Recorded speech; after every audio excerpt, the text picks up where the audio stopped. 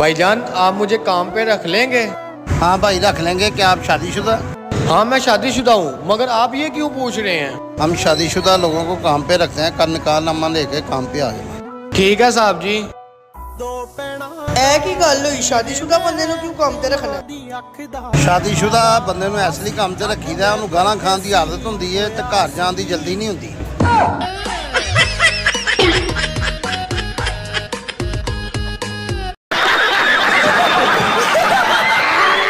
भाई तेरा भाई पास हो गया।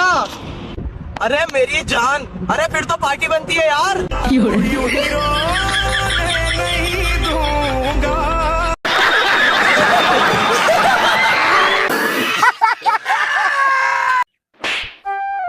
ਓਏ ਮਜ਼ਾਕ ਚ ਮਾਰੀ ਕਿ ਗੁੱਸੇ ਚ ਮਾਰੀ? ਗੁੱਸੇ 'ਚ ਮਾਰੀ ਆ। ਬਸ ਠੀਕ ਆ, ਮਜ਼ਾਕ ਮੈਨੂੰ ਵੈਸੇ ਨਹੀਂ ਪਸੰਦ।